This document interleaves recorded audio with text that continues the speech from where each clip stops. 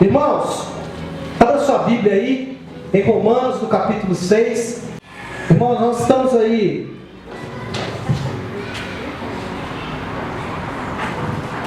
na campanha não, uma série de ministrações, né? Sobre o livro de Romanos. Na verdade, estamos estudando o livro de Romanos de forma expositiva, né? E falando praticamente versículo a versículo. E eu, na semana passada, dividi o episódio 22. Mateus, eu sei que está aí no computador, aí tem, na minha área de trabalho, aí tem episódio 22. É para mim aí. Iniciamos então na semana passada, irmãos, e eu comecei falando sobre o versículo 1 de Romanos 6. Todos abriram? Se você não abriu, nós vamos projetar ali, se Deus assim nos permitir. Paulo fala, né, que diremos, pois, permaneceremos no pecado para que seja a graça mais abundante? De forma nenhuma. Como viveremos ainda no pecado, nós, os que para ele morremos? Ou porventura ignorais que todos nós que fomos batizados em Cristo Jesus, fomos batizados na sua morte? Fomos, pois, sepultados com ele na morte pelo batismo, para que como Cristo foi ressuscitado entre os mortos, pela glória do Pai, assim também andemos nós em novidade de vida. Porque se fomos unidos com ele na semelhança da sua morte, certamente o seremos também na semelhança da sua ressurreição. Sabendo isso, que foi crucificado com ele o nosso velho homem, para que o corpo do pecado seja destruído, e não sirvamos ao pecado como escravos, porquanto quem morreu está justificado do pecado. Então, estamos falando desse texto. Na semana passada, introduzimos o assunto, né, no versículo 1 e 2. Qual que é o assunto, né? Paulo ele está respondendo um questionamento, né, das pessoas que podem, por exemplo, falar assim: Paulo, se quanto mais eu peco, mais graça eu vou receber de Deus, então é melhor eu continuar pecando para receber mais graça. E quanto mais eu estiver no pecado, mais a graça vai me alcançar. E a resposta de Paulo é: de maneira nenhuma. Por quê? Quem entende o sacrifício de Cristo sabe que ele não pode usar ou abusar da graça dessa forma. Então a resposta de Paulo é: de modo nenhum. E aí ele faz uma afirmação muito importante.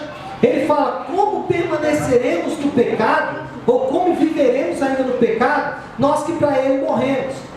E aí, aqui cria uma confusão, porque a gente tem um antagonismo.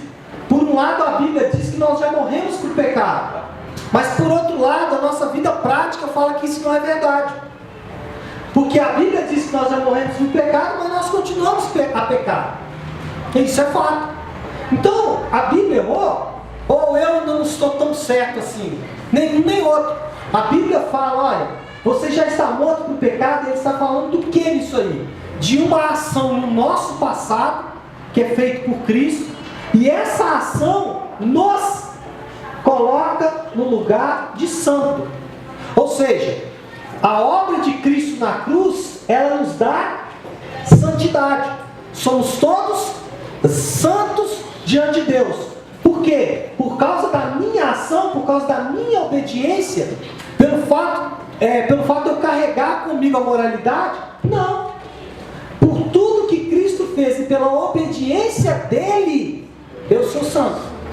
Agora, porque eu sou santo, eu inicio um processo de santificação. Então eu sou santo em santificação. Então quando Paulo fala: olha, nós morremos para o pecado, ele está falando de uma atitude no passado. Cristo, ele mata o pecado em nosso favor. Mas ao mesmo tempo, nós que agora morremos para o pecado, iniciamos um processo de santificação. E a gente tem um exemplo. Quando você ainda não tinha se apropriado pela fé do sacrifício de Cristo, você pecava sem muito peso na consciência. A gente pecava sem muito peso na consciência. Por quê? Porque aquilo para mim não tinha nenhum efeito. Agora, em Cristo, como o pecado já morreu para mim, quando eu peco, o pecado me incomoda. O pecado ele se torna para mim algo espinhoso, difícil de conviver. Eu até posso fazê-lo. Acontece muito, né? Eu estava conversando com um jovem, ele falou, pastor, eu nem consigo. A hora que eu estava fazendo sexo com a garota, eu nem tinha acabado. E já estava me sentindo acusado. Quer dizer, o cristão que já morreu para o pecado, ele não consegue pecar naturalmente. Ele já peca com peso. E eu brinquei com a pastora Flávia e falei assim, amor, eu fico vendo na estrada às vezes, né? Eu viajo muito, então eu fico vendo, o motorista às vezes passa com o carro, se ultrapassa na faixa contínua, né? Com o farol desligado, e não dá nada para ele vai embora. Eu falo assim, se eu pensar em ultrapassar, tem um guarda escondido, ele está escondido em cima da árvore. Ele vai pular na frente do carro e fala, para aí, você fez errado, toma multa. Eu falei assim, eu falo assim, eu fico tentado, porque eu vejo o cara fazer, e eu sei que dá para mim também. Mas se eu fizer, o guarda vai me multar. Não tem jeito. Não, nós estávamos indo lá para o acampamento, tinha 1 milhão de carros da BR, 1 milhão, aquele trânsito. E tá um bobão aqui dirigindo. De repente o guarda fala assim, tu não encosta. Eu falei, amor, não é possível, ele me escolheu a dedo. Depois eu fui descobrir que o farol estava desligado. Aí ficou fácil para ele, né? Ele viu. Mas enfim, para nós cristãos, aqueles que vivem como Paulo falou ali, o pecado, como nós já morremos para o pecado, ele se torna algo difícil de conviver com ele. Nós podemos até cometer o pecado, mas ele se torna mais difícil de conviver. Então esse é o argumento que Paulo lança no versículo 1 e 2. E aí o que acontece? No versículo 3, 4 e 5, Paulo vai fazer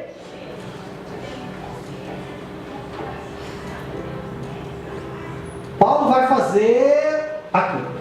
Agora, e é o que nós vamos tratar hoje, na segunda parte aí dessa ministração, é que Paulo ele vai fazer uma analogia dessa morte. Ele vai tentar explicar de forma alegórica como que se deu essa morte para o pecado e como eu convivo com a santidade e com a santificação. Como eu consigo conviver com isso, sendo pecador, um santo que está se santificando. É como mais ou menos a ideia da justificação, né? O pecador que se torna justo por causa do justo. O pecador se torna, o injusto se torna justo por causa do justo. É difícil de entender, mas é mais ou menos o seguinte: Cristo nos torna santos, mesmo sendo pecadores. Cristo nos torna santos, mesmo sendo pecadores. Cristo nos torna santos, mesmo sendo ainda pecadores. Aleluia! E essa é a analogia que Paulo vai propor agora nos versículos 3, 4 e 5. Vou ler de novo e a gente vai explicar cada um deles. Ou porventura, né, ele continuando o texto, né, do versículo 2, ignorais que todos nós que fomos batizados em Cristo Jesus, fomos batizados na sua morte? Fomos, pois, sepultados com ele na morte pelo batismo. Alguém aqui foi sepultado, literalmente? Não. Mas como que nós somos sepultados? Figuradamente e simbologicamente. Não sei se existe essa palavra. De forma figurada, pela fé. Então, pela fé, eu creio em Cristo. E nesse momento eu morro e ressuscito. E no batismo eu tenho um símbolo dessa morte. Aleluia. Mas o que tanto um quanto o outro quer mostrar é que Deus está te dando uma nova vida. Amém. Deus está te colocando, e não uma nova vida no sentido de que agora todos os seus problemas se acabaram, né?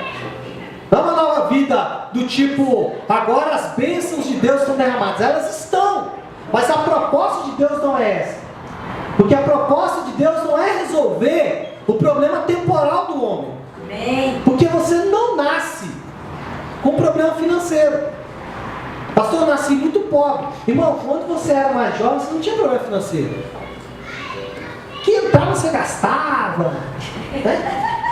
Estava com um quichute lá e estava de boa, né? Conga, Havaiana, vivia bem, né? Hoje não, você tem que ir, quer dizer, é temporal. Quando você era, não tinha. Quando você ficar mais velho, você já vai estar perto da morte, caminhando, você também não vai ter mais tanta preocupação. Quer saber mais? Já estou finalizando a minha vida. Porque são coisas que são temporais. Problemas emocionais, ninguém dá problema emocional. Quando você tinha, sei lá, eu, por exemplo, quando tinha 14, 15 anos, não tinha problema nenhum, não tinha preocupação nenhuma. E a vida era, estava nem aí. Por quê? E não é nem aí de curtição, não. É porque realmente a vida era mais leve. Hoje não, são preocupações. E aí você fica sem dormir, aquela coisa toda. Acontece com qualquer um. Mas isso é o quê? Temporal, isso vai, volta, passa. Enfim, Cristo não quer resolver os problemas temporais. O que o Miguel falou aqui. O problema principal é o buraco. É o fato de que nós somos uma luva e a mão que preenche a luva é Deus. E se quando você não é preenchido por essa mão, você sente esse vazio. E aí a pessoa tenta preencher esse vazio de várias formas. Com sexo, com dinheiro, com drogas, com religião. Com religião, tem que preencher com religião. E o fato é que você precisa ser preenchido. E a proposta de Deus é: eu vou preencher o seu vazio. Por isso que Deus fala assim, é interessante isso. Jesus é Deus, amém ou não? Amém. Isso tem que ser claro. Nós podemos brigar sobre tudo, menos sobre isso. Jesus é Deus. Sabe o que Jesus falou? 2 mandamentos: amarás o Senhor teu Deus de todo o teu coração, alma. Era mesmo quando ele tiver falado assim: você me amará de todo o teu coração. Como você pede alguém para te amar? Eu não posso assim, pastora, falar: me ame. Ela ama, mas não é porque eu pedi. É porque eu pedi. Agora, por que Jesus falou assim: vocês devem me amar? Simples, irmãos. Que se você não amar a Deus, você vai amar outras coisas. Meu Deus! Então ele falou: você vai me amar. Por quê? Porque eu sou um narcisista, que eu sou um egocêntrico, vaidoso, que quer seu amor, porque eu vou me sentir vazio se você não me amar, eu vou entrar em crise sentimental se você não me amar. Não, é o que o Miguel falou. Deus não precisa ouvir, mas Ele gosta, por interação, por relacionamento. Só isso.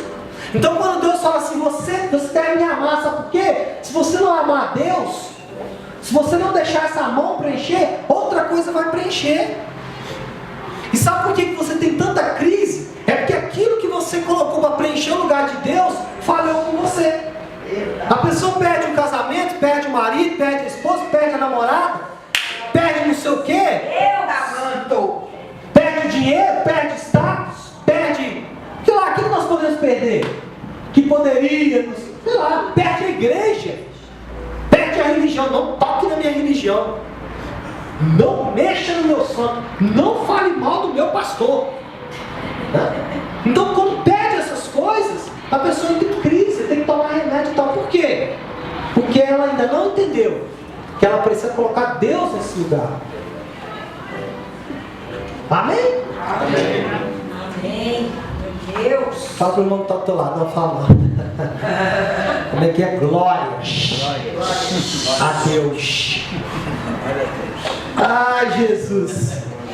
Então, meus irmãos, o que Paulo vai fazer agora, a partir desses textos aí de Romanos 3, 4 e 5, é explicar para mim e para você o quando e o como morremos para o pecado. E ele vai usar o batismo como essa analogia.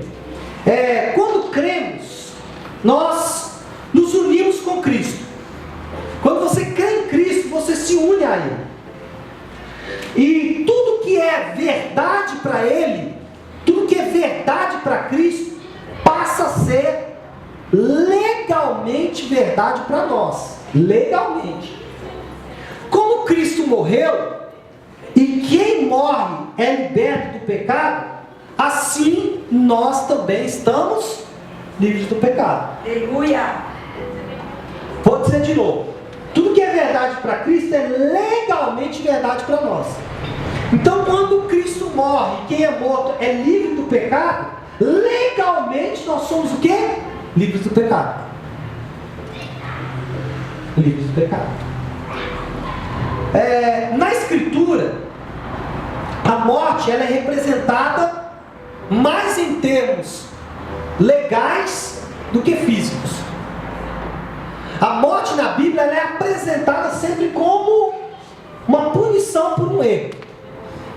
Por exemplo, lá no Éden, né? O que Deus fala com Adão e Eva? Se vocês comerem, certamente morrerão. Não é isso? Quando eles comeram, eles morreram? Não? É verdade, eles não morreram. Fisicamente não. Bem lembrado. Só que espiritualmente morreram, foram separados de Deus. Mas mesmo assim, quando Adão e Eva são separados de Deus legalmente, a punição está feita.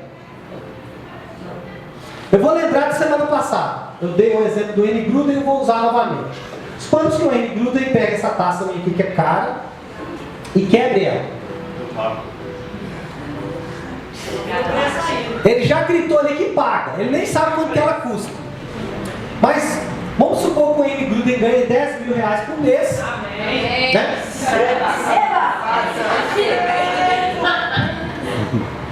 Eu preciso que todos vocês ganhem 10 mil por mês. Porque eu estou com tanta vontade de ficar por conta da obra, irmão. Se eu ficar por conta da obra, vocês vão trabalhar. Para todos disseram amém, que eu vou ajudar, não ajuda. Amém. Coitado, eu achei que 10 mil vai dar para ajudar todo mundo. Eu já vou até falar. Só uma ajudinha. Acabou. Então vamos lá. Vamos concentrar aqui. Suponhamos que estão com ele Gruden, tem um salário de 10. O nome dele é esse não, meus irmãos, é Wayne Roberto. Mas, suponhamos que ele tem um salário de 10 mil reais por mês e ele quebrou a minha taça. Só que a minha taça é o tamanho do rombo do orçamento do Brasil. Alguém sabe quanto é o tamanho do rombo do orçamento do Brasil? Não, né? Está na casa dos bilhões. 2 bilhões. Então, essa taça custa 2 bilhões. Quanto tempo o N. Gruden vai precisar trabalhar? Não precisa fazer conta. Não vai dar para ele pagar. Se ele juntar o salário dele todo mês, ele não vai pagar a minha taça que quebrou. Então, eu tenho duas opções. Ou eu mato o N. Gruden, o N. Roberto, e aí não resolve o problema da minha taça. Ou eu o perdoo. Então o que eu vou ter que fazer? Eu vou perdoar o N. Gruden, o N. Roberto. Eu vou perdoar o N. Só que alguém vai ficar com prejuízo da taça. Então quando eu perdoo ele, eu assumo o prejuízo da taça. Meu Deus! Então a gente fala assim, Adão e Eva não morreram. Isso é verdade, eles não morreram. Mas alguém morreu. Quem morreu? Jesus. E ele foi representado por um cordeiro. Porque quando Deus vai no encontro de Adão e Eva e eles estão manchados pelo pecado e eles se vestem de folhas, Deus fala, esse sacrifício não serve. A Bíblia diz então que Deus os veste com uma pele de animal. Então Deus teve que sacrificar um animal inocente para cobri-los. O que é isso? É o simbolismo da morte de Cristo. E é a mesma coisa que acontece conosco hoje. Quando nós aceitamos a Jesus, cremos na obra dele, o que Deus fala? Legalmente, Deus fala, você não tem condição de pagar a dívida. Então eu vou pagar, vou assumir a dívida por vocês. Porque alguém vai ter que pagar. Então, o batismo é essa analogia. Quando fazemos a analogia da morte e do batismo, estamos demonstrando o significado óbvio e natural disso. Quando Paulo faz essa analogia, ele está mostrando, obviamente, o que? Cristo carregou a condenação do nosso pecado, ou seja, a morte. Porque ele está dizendo o seguinte, alguém teve que morrer. Não foi você, mas alguém teve que morrer. Consequentemente, o pecado já não tem mais direito sobre ele, porque ele morreu. Só que Deus o ressuscitou dentre os mortos. Para o que, irmãos? E Paulo fala sobre isso ali, versículo 5. Assim como fomos unidos com ele na semelhança da sua morte, certamente serei também na semelhança da sua ressurreição. Então o que Paulo está dizendo aqui, meus irmãos, é o seguinte: o que ele está mostrando? Que Deus legitimou, que Deus aceitou o ato salvador de Jesus. Tanto aceitou que ele falou: agora a morte não tem mais domínio sobre você. Você vence a morte, Jesus.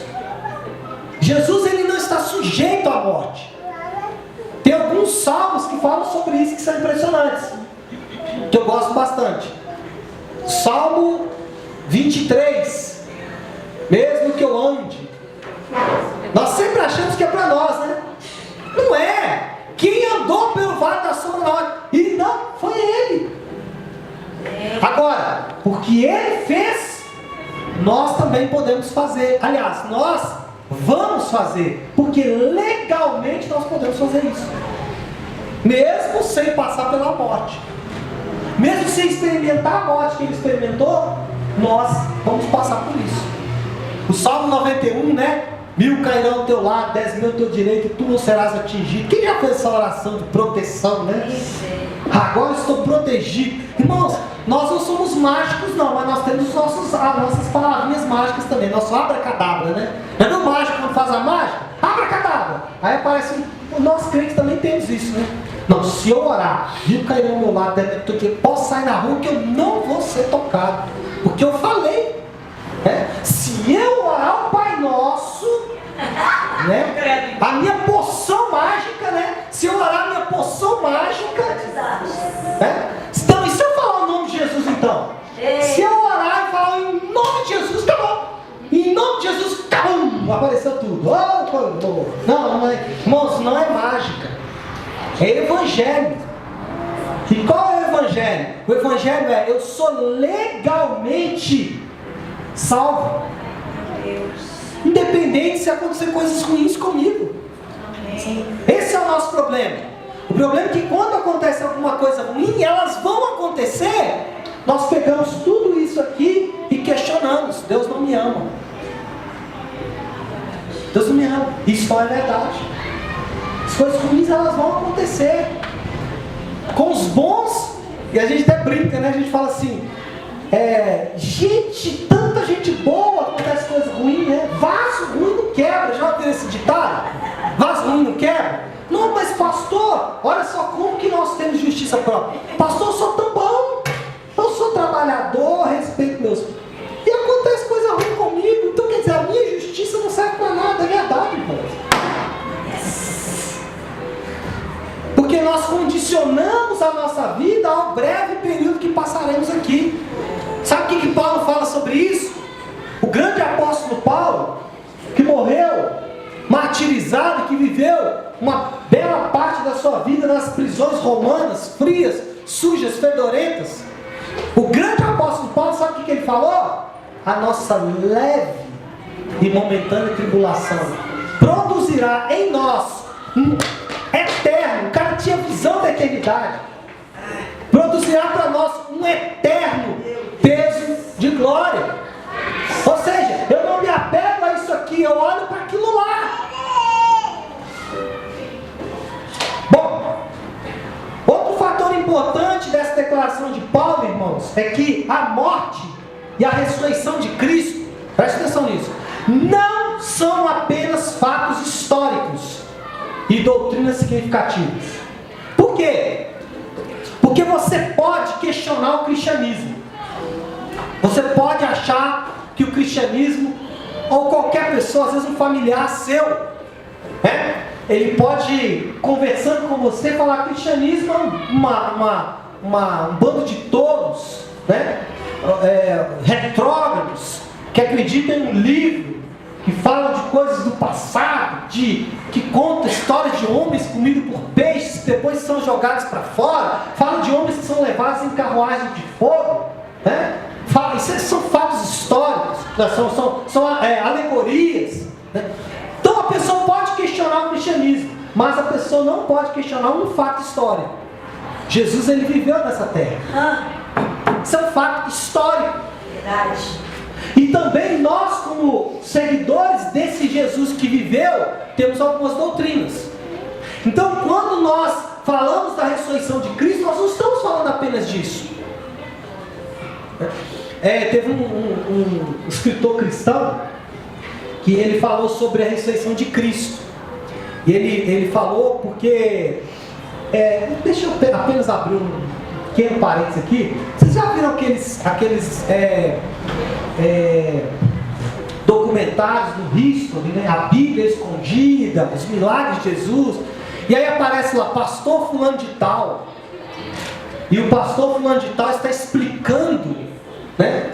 Explicando como que o mar vermelho se abriu. E aí o pastor fala assim, não, porque o vento passou. Vocês já viram isso? Irmãos, esses caras, esses dias eu estava lendo um artigo, o cara falando assim, nos Estados Unidos, os pastores dizem que só 18%, eu não sei se encontrar esse número, 18% na margem de erro, né? 18%, os pastores americanos falam que 18% das coisas que Jesus diz é verdade. Irmãos, existem pastores que falam isso mesmo. Existem 3 linhas hoje, basicamente 3 linhas no protestantismo: os conservadores históricos, os liberais e os do processo. Então eu sempre falo isso com vocês, por favor, antes de ver um vídeo ou ler um livro de algum pastor, estude sobre a vida do dito cujo. Não saia lendo e vendo vídeo de qualquer um. Se o camarada tem uma visão liberal, o que é liberal? A Bíblia é histórica. A Bíblia é analogia. Esse cara não serve. Não serve. O cristianismo real, irmãos, é o cristianismo conservador, que acredita na Bíblia como palavra única, absoluta de Deus. De Deus. Tá? Fecha esse parênteses. Bom, quando falamos de fatos históricos, as pessoas falam assim, houve uma conspiração e Jesus não ressuscitou de verdade. Mas eu não sei como que os discípulos de Jesus conseguiram. Caras pobres, sem dinheiro, pagaram 500 pessoas para manter uma farsa. Porque Jesus ele apareceu para aproximadamente 500 pessoas. E essas 500 pessoas foram pagas para dizer, você vai falar que Jesus ressuscitou, tá bom? 500 pessoas. Então, irmãos, a morte e a ressurreição de Cristo, elas são historicamente comprovadas. Eu não estou dizendo explicadas. Eu não estou dizendo explicadas, porque ninguém vai explicar. Como que um Deus eterno, imortal, invisível, mais real, esse Deus, dono de todas as coisas, ele faz algo que para os gnósticos, para os espíritas, de forma geral, é algo absurdo. Porque para eles a matéria é ruim. Então como que um Deus imutável pode se revestir de mutalidade? Pode se revestir de humanidade? Não se explica isso. Mas foi exatamente o que aconteceu. Isso é fato histórico. O próprio Jesus disse, eu sou. Eu sou. Quando Pilatos fala assim, você é o rei dos judeus, você é Deus. Ele em nenhum momento falou assim, não sou Deus, sou um pouquinho abaixo dele. Ele falou assim, você o disse. Ou seja, ele confirmou o que o cara falou. Ele teve uma bela oportunidade de dizer, olha, não, você está enganado, Deus é Deus. Não, Jesus calou e falou assim, você o disse. Para que eu preciso dizer o que você está declarando, cara? Irmãos, o versículo 4, ele tem uma expressão maravilhosa. O que está escrito no versículo 4? Como Cristo foi ressuscitado dentre os mortos pela glória do Pai. Irmãos, o fruto principal da nossa união com Cristo é uma certeza de futuro.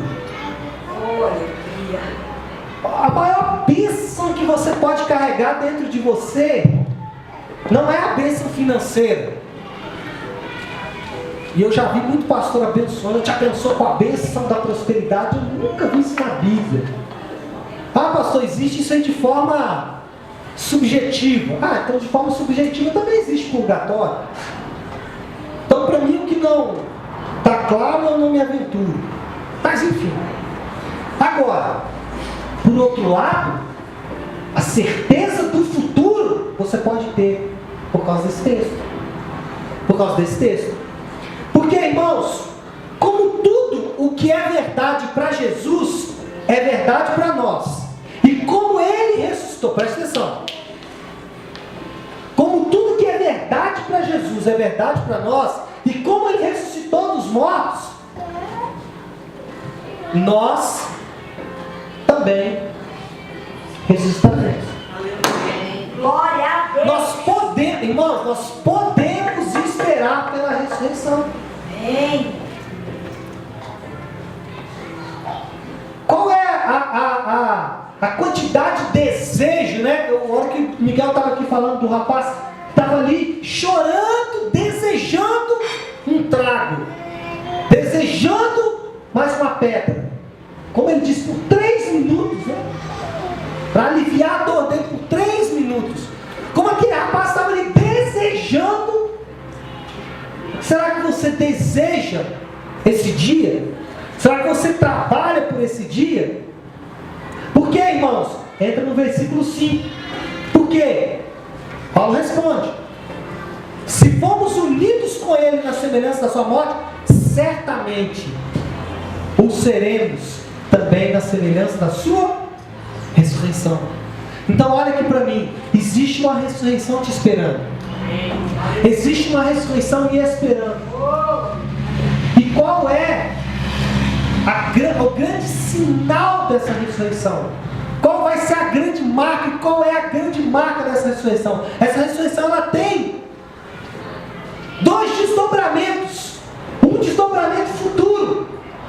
Porque a Bíblia diz que depois que morrermos, né, fomos sepultados. E aí tem gente que fala: não, eu não posso ser cremado, porque quando eu ressuscitar, nos meus ossos, não, irmãos, Deus não vai usar mais esse material. É um outro material, não sei. Qual que é o material? O que tem nesse material? O que concentra nesse material? Qual que é a composição química desse material?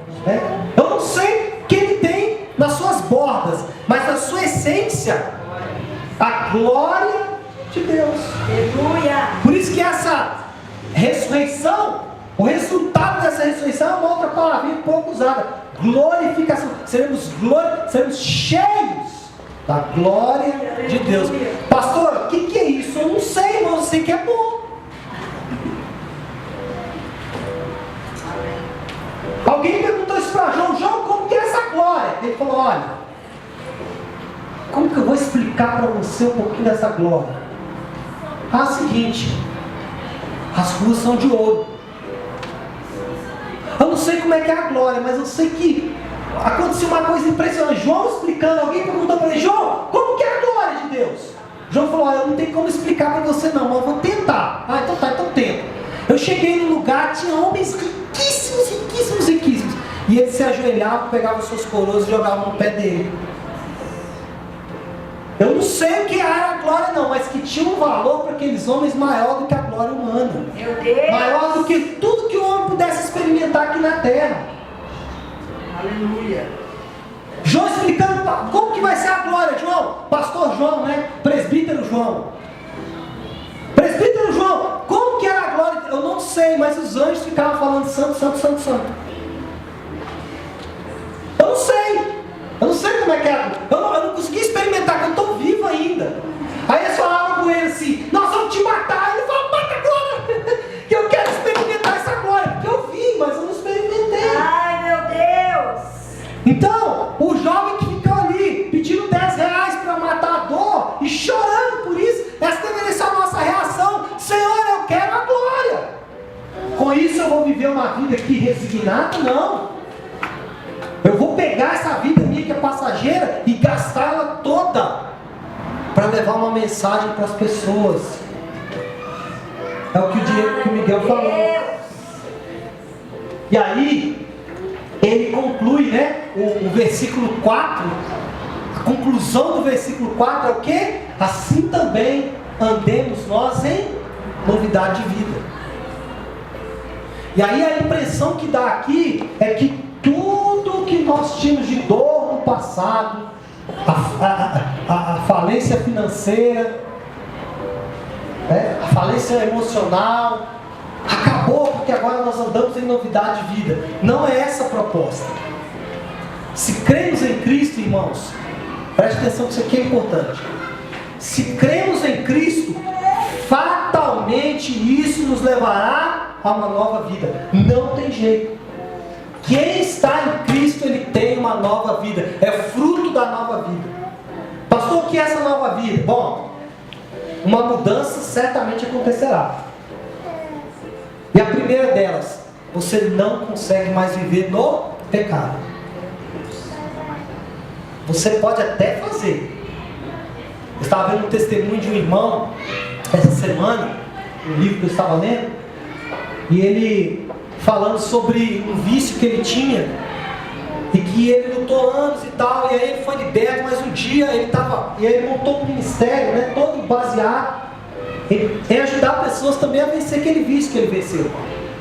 E aí um dia ele foi ministrar sobre isso numa igreja, e voltando para casa na BR, ele sentiu um desejo incontrolável de voltar para o vício. E aí, não resistindo, ele entrou na cidade mais próxima e voltou para o vício. E aí, aquilo foi o fim para ele, né? Ele já começou a se martirizar. Meu Deus, acabou tudo para mim, e foi muito ruim. E aí, aquela coisa toda foi um processo na vida dele durante um tempo. Até que um dia, ele orando, o Espírito Santo falou com ele assim: eu não estou triste com você, porque a forma como você reagiu à sua queda mostra para mim que você já está morto para o pecado. A forma como você reagiu mostra para mim que você está morto para o pecado.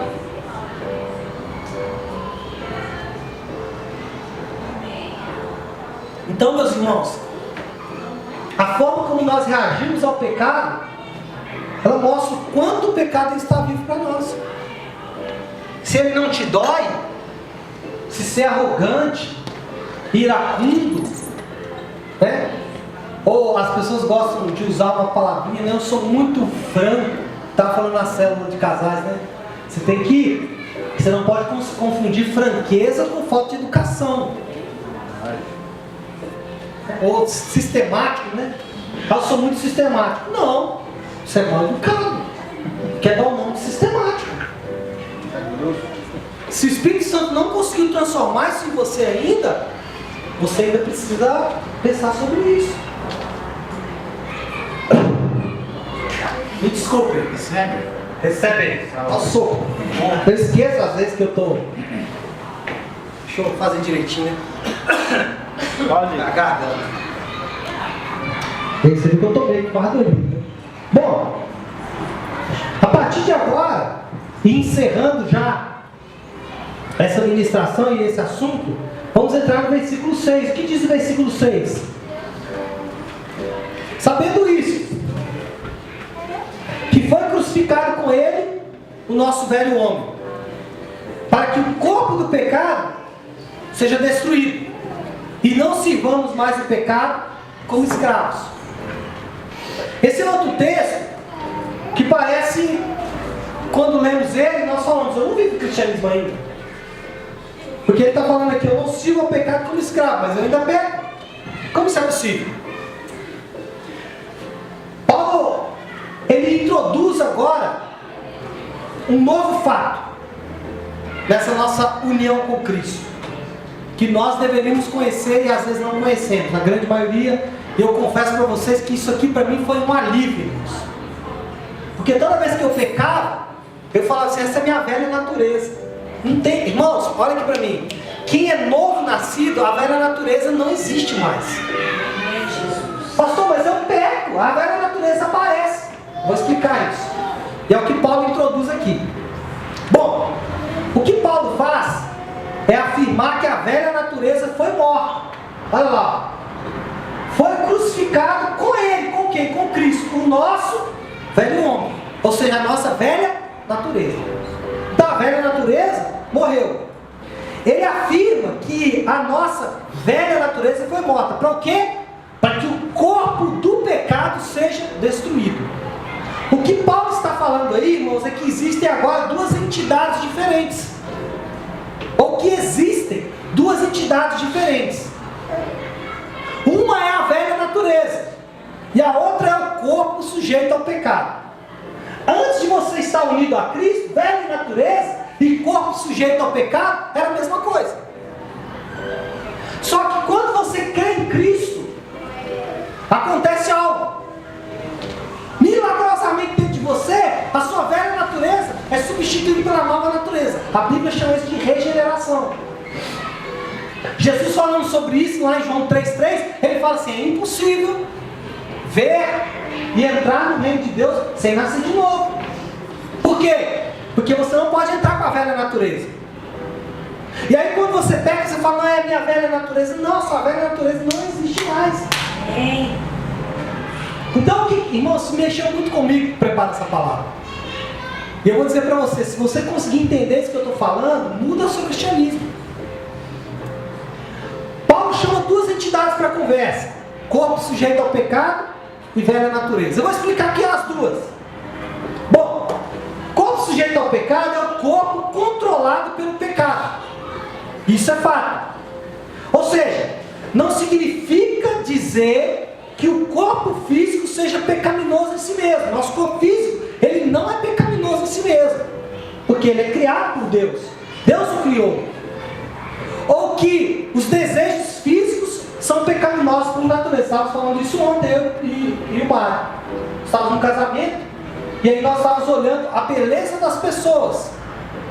Todo mundo está maquiado, né? Principalmente as mulheres, cabelo arrumado, a roupa, né? Uma roupa bonita. Então isso naturalmente chama a atenção do homem ou da mulher, né? A minha esposa, quando me vê de terno, ela fica mais apaixonada ainda. Ah, você é tão bonito de terno. Eu até falei que vou pregar de terno aí alguns domingos.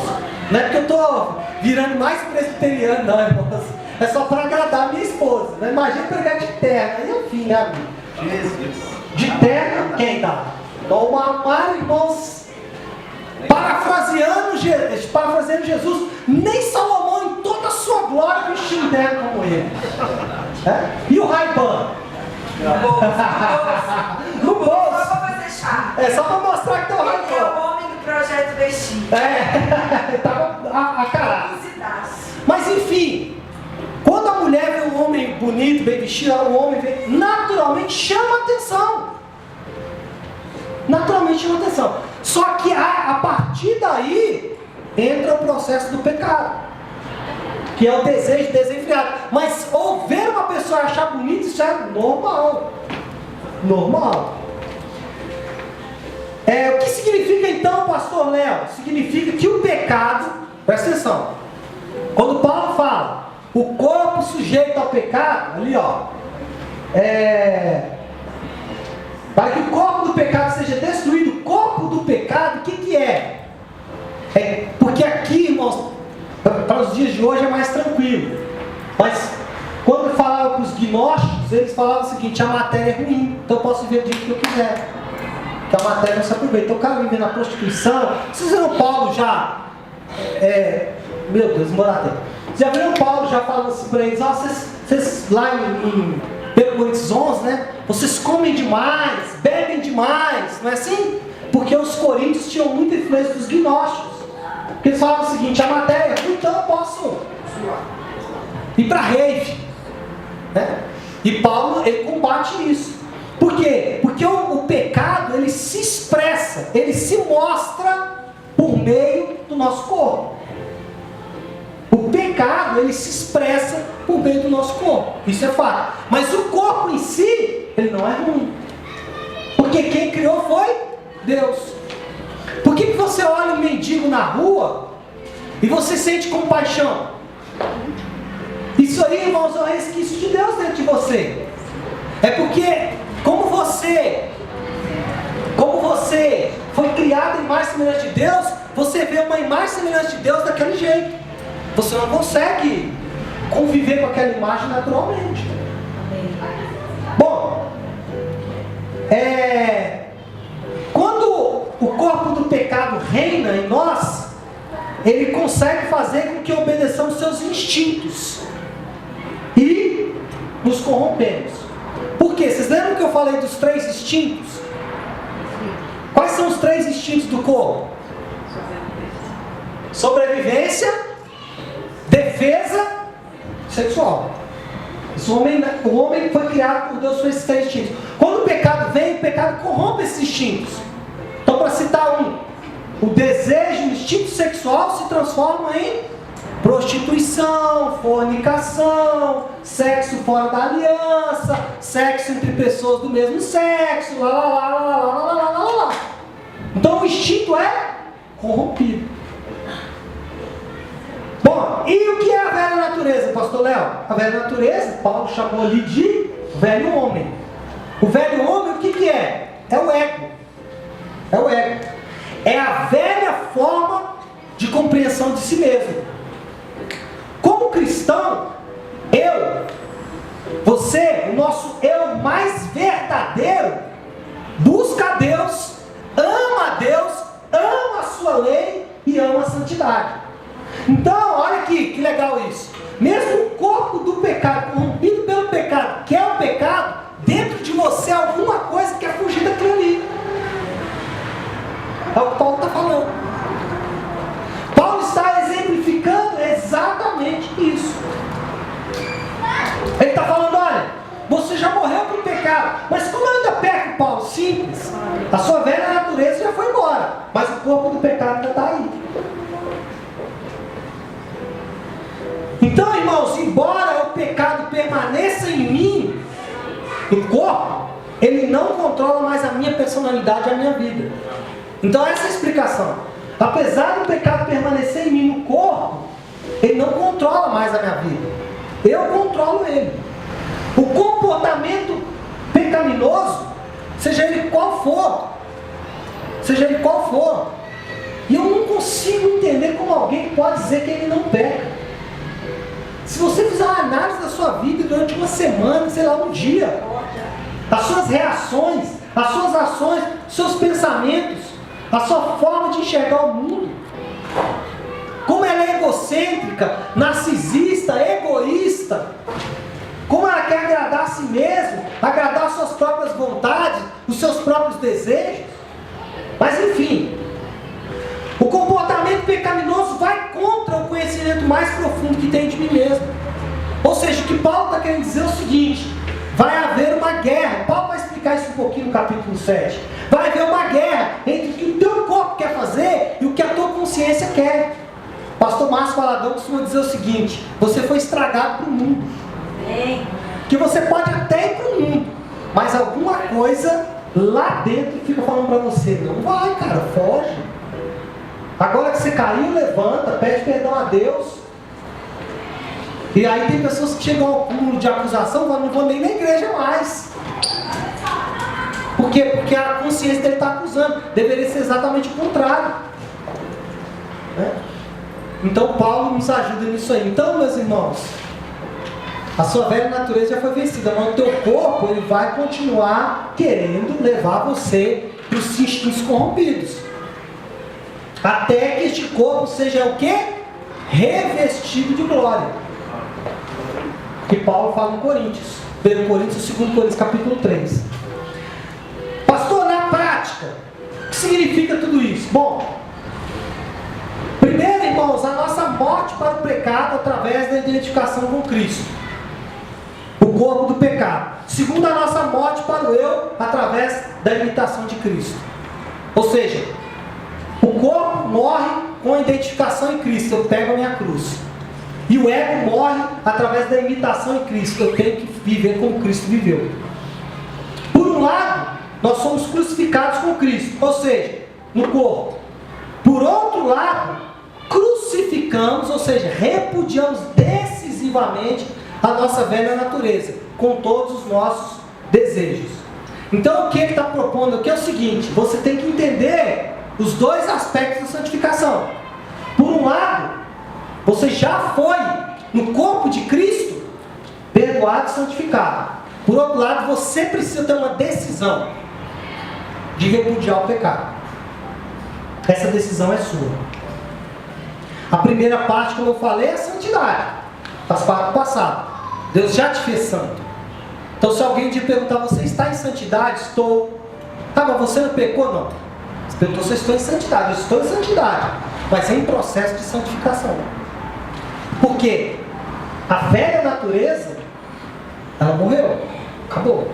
Mas o corpo do pecado, ele está lá, com seus instintos corrompidos, querendo nos levar a fazer o que é errado. Bom, para concluir e respondendo uma possível pergunta que pode aparecer nesse momento, como isso é possível? Paulo responde no versículo 7. Porquanto quem morreu está justificado do pecado.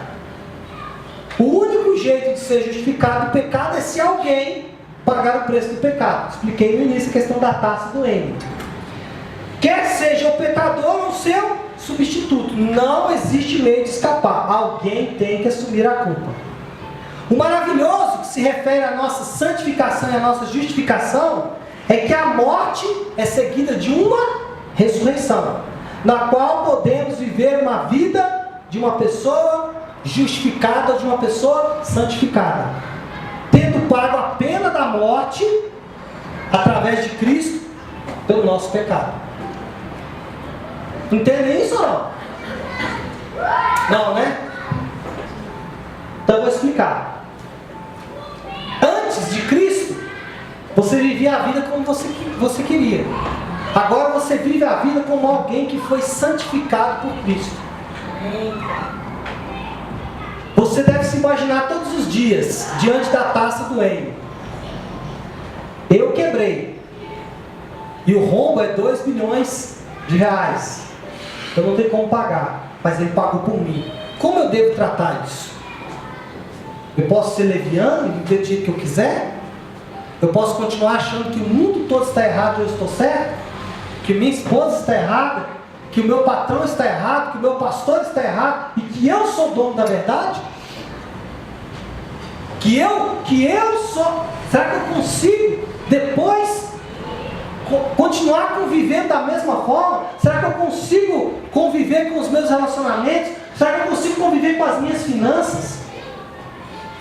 Será que eu consigo conviver com o meu dinheiro, com o que eu almejo de vida, com os meus propósitos de vida depois disso? Como que eu convivo depois disso? Eu sou capaz de tratar a obra de Deus, de tratar a igreja de Jesus Cristo, de tratar as coisas de Deus da mesma forma como eu tratava no passado? Não é possível. Porque agora eu sou alguém que foi marcado por algo que eu não podia fazer. Concluindo, nós merecíamos morrer. Amém ou não? Amém. Quem tem essa certeza? Amém. A nossa pena era a morte. Nós merecíamos morrer. E de fato morremos. Você já morreu, irmão? Fala para o irmão que está lá, dá para você falar. Você já morreu. Se bem que não pessoalmente, mas morreu na pessoa de Cristo. A morte dele foi a sua morte. A morte dele foi a minha morte. Consequentemente, a ressurreição dele é a minha ressurreição. Passado e futuro. Bom, pela união com esse Cristo, nós ressurgimos uma vez mais. Assim, a antiga vida de pecado se acabou.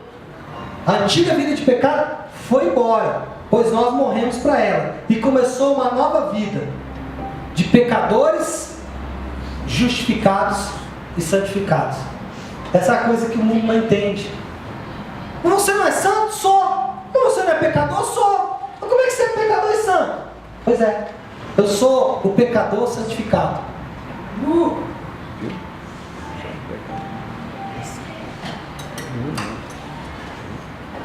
Qual a melhor forma de explicar isso? Qual a melhor forma de viver isso? Eu quero propor 2 formas de viver isso. Primeiro, em virtude da nossa morte e ressurreição com Cristo, é inconcebível. Preste atenção no que eu vou dizer para você. Aqui eu tenho pessoas que já convivem com o Evangelho há muitos anos. E tem pessoas que estão ouvindo o Evangelho agora, pela primeira vez e há poucos dias. Depois que você ouve esse Evangelho pela primeira, segunda, terceira vez, é inconcebível inconcebível você retornar à velha vida. Porque o sacrifício de Cristo passa a ter valor. A ressurreição, a morte, a crucificação, ela passa a ter valor. Então é inconcebível. Você não consegue voltar para aquela velha vida. Não consegue.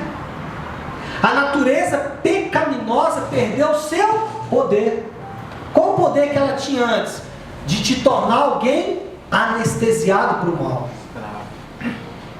Você era anestesiado para o mal. O mal para você era até gostoso. Era até gostoso. Tem pessoas que falam assim: não, pastor, é tão gostoso beber. A cervejinha nesse sol.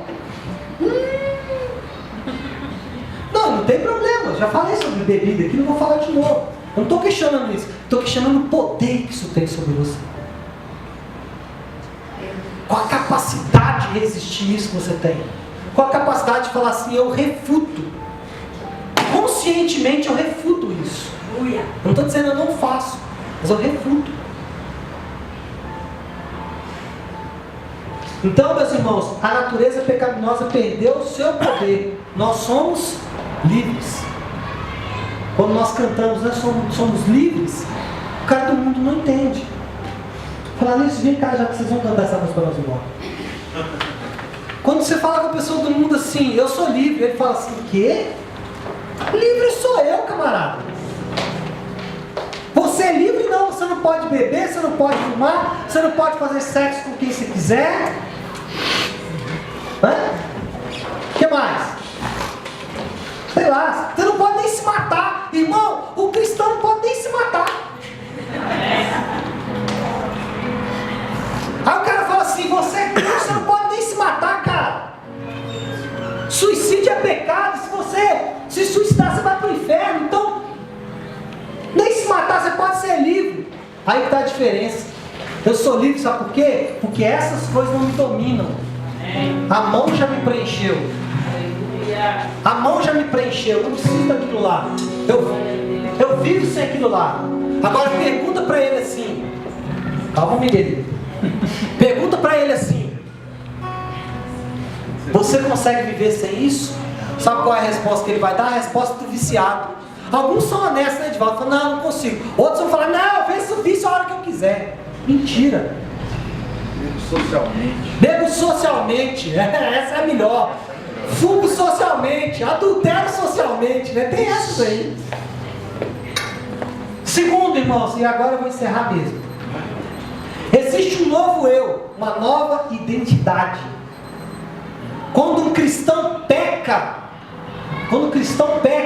ele age contra a sua própria identidade.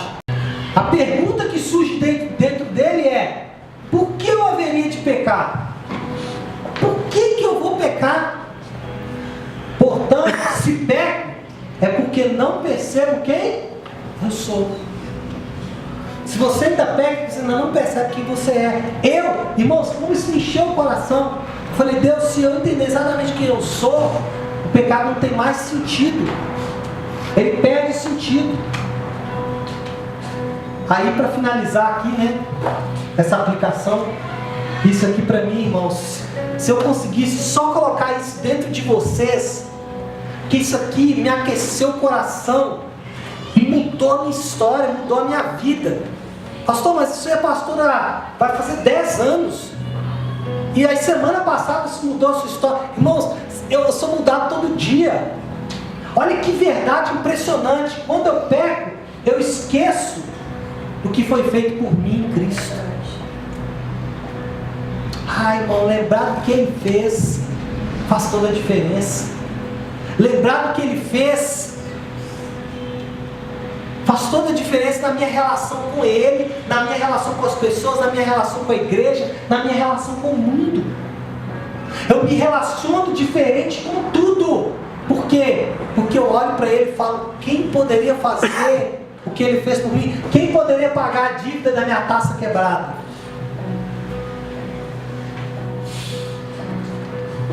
Amém? Vamos ficar de pé, feche seus olhos.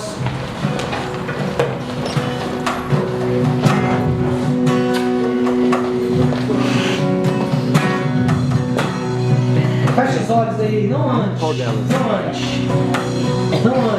Agora é o momento da concluída a palavra. Se você não conhece a letra dessa música, apenas olhe. Apenas fale com ele. Fala para ele o que significa o sacrifício dele por você na cruz.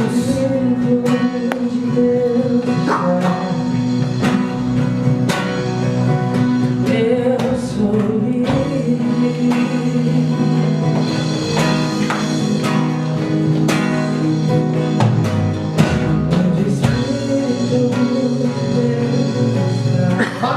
Fala com ele nessa manhã.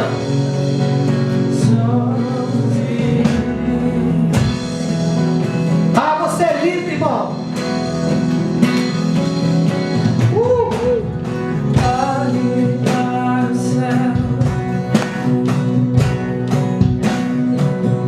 Seja livre.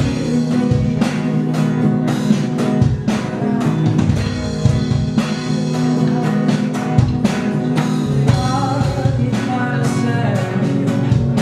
Olhe para Jesus e seja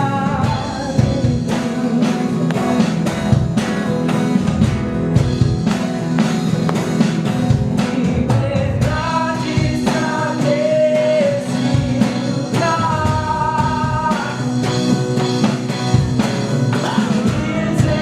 Misericórdia e graça.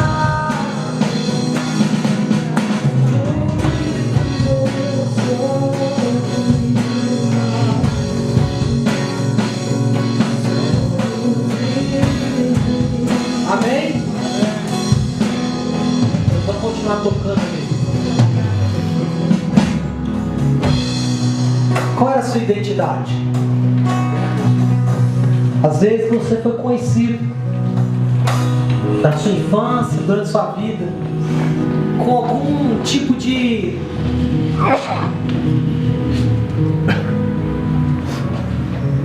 adjetivo que o definia.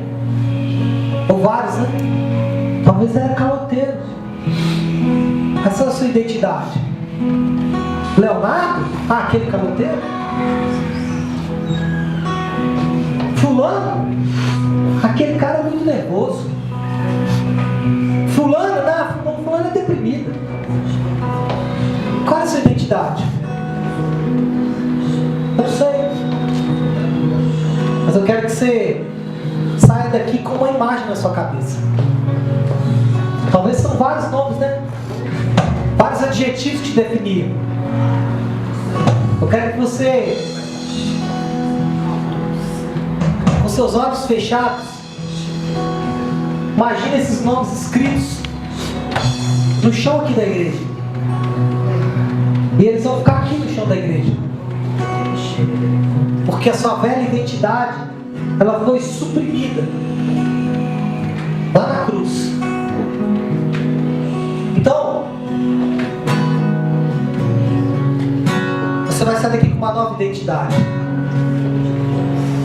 Agora deixa eu falar o que o Espírito Santo me falou aqui agora. Pode abrir os seus olhos e olhar para mim mais um instante. Talvez a sua identidade era outra. E agora eu vou te pegar. Eu vou me pegar também. Talvez a sua identidade era bom demais. Leonardo, não, que ela ajuda todo mundo. Pastora Flávia, só amor.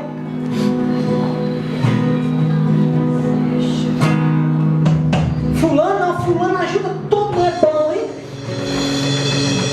Só falta Jesus. Irmãos, olha o que eu vou dizer para vocês, isso é muito sério. A sua identidade boa é pior do que a sua identidade ruim. Porque a sua identidade boa é o Deus que você põe para te salvar. Às vezes você se apoia no fato de você ser bom. Isso vai te matar. Então, qual a sua identidade que tem que ficar aqui no chão da igreja hoje? Pastor, eu achei que ser bom era bom. É bom. É bom. Desde que seja algo produzido pelo Espírito de Deus. E seja algo da convicção do que foi feito por você. Eu sou bom, não porque eu sou bom, mas porque Ele fez por mim. Agora feche seus olhos. Imagina aí as palavras que te definiram. Imagina. Olha para o chão se for o caso. Veja escrito com letras garrafais, letras de fogo, caloteiro. Eu não sei o que é. Bom demais. Honesto. Trabalhador. Fiel. Você é livre disso, meu irmão. Isso foi um peso para você. Você tinha que carregar isso para se justificar para as pessoas. Você tinha que ser assim para as pessoas te amarem. Eu tenho que ser bom para as pessoas me amarem. Eu tenho que ser honesto para as pessoas me amarem. Não. Ele já te amou. Vamos cantar mais uma vez, somos livres.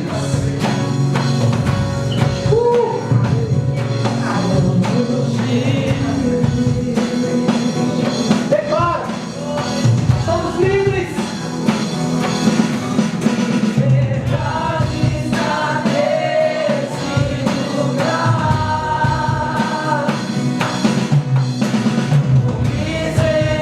Misericórdia e graça.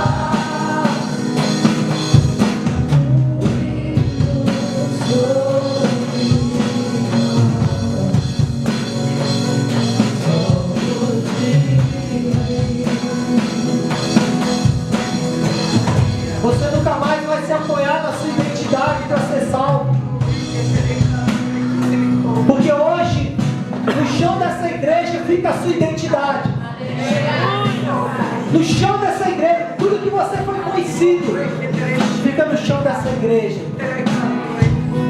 Você foi conhecido por isso, fica no chão dessa igreja. Isso já te salvou, isso já te condenou. Você é um viciado, você é um prostituto. Fica no chão dessa igreja. Porque você está sendo colocado em liberdade nessa manhã. Você é livre. Livre para dizer, sabe o quê?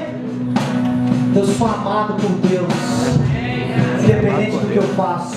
Eu sou aceito por Jesus Cristo, independente do que eu faço. Eu sou santificado por Jesus Cristo, independente do que eu faço. Eu sou amado. Irmão, feche seus olhos e fala isso. Eu sou amado por Deus. Fala isso, fala para você mesmo. Fala, eu sou amado por Deus. Eu sou amado por Deus, não pela minha performance, não pelo que eu faço, não por aquilo que eu deixei de fazer. Eu sou amado por Ele, porque Ele me ama, simples assim.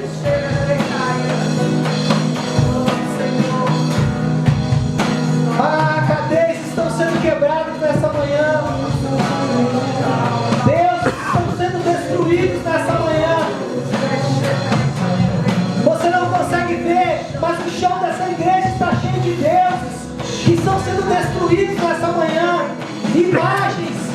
Imagens, não de homens, mas imagens de coisas, dinheiro, sexo, estão sendo destruídos.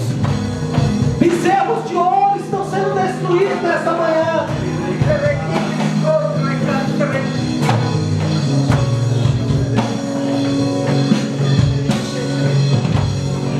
Muito mais do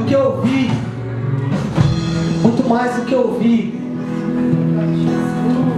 que você tem acesso ao trono da graça, você tem. Muito mais do que eu vi dele. Olha, pode vir, eu estou aqui te esperando. Sabe o que eu quero que você ouça nessa manhã? A voz doce e suave dele, que fala com você: eu te amo. Irmão, se você conseguir ouvir isso do Espírito Santo, se você fechar os seus olhos, você vai ouvir isso do Espírito Santo, Ele dizendo: eu te amo, filho. Eu morreria de novo por você. Irmãos, quando nossa luz estava apagada e nós estávamos em escuridão, Ele veio nos encontrar para dançar conosco. Ele veio porque Ele queria nos ver outra vez. Pastor, eu não sinto nada disso. Olha aqui para mim. Pastor, eu não sinto nada disso. Eu não choro. Tem gente que está chorando. Eu não consigo, eu não choro. Por que, pastor Léo? Irmão, você não precisa sentir, basta olhar para a cruz. Se um dia você não sentir nada, olhe para a cruz e fala: não, peraí, essa é a prova que Ele me ama. Ele deixou duas provas capazes de que Ele nos ama. Uma é o teu espírito e outra é a cruz. Uma é subjetiva, outra é objetiva. O dia que você duvidar que Deus te ama, olhe para a cruz. Ele foi capaz de abraçar a cruz e morrer por você. Essa é a prova. Ele me ama. Pastor, só estou sentindo alguma coisa agora. Não, irmãos, mas eu olho para a cruz e eu falo: Ele me ama. Ele abraçou aquela cruz rústica, dolorosa, humilhante. Humilhante. Ah, irmãos, vai com Deus para sua casa. Vai viver uma semana debaixo dessa certeza. Vai viver uma semana debaixo dessa certeza que o amor de Deus Pai, que a graça de Jesus Cristo e a amizade do Espírito Santo seja com todos vocês. Amém? Vamos dar uma grande salva de palmas ao Senhor.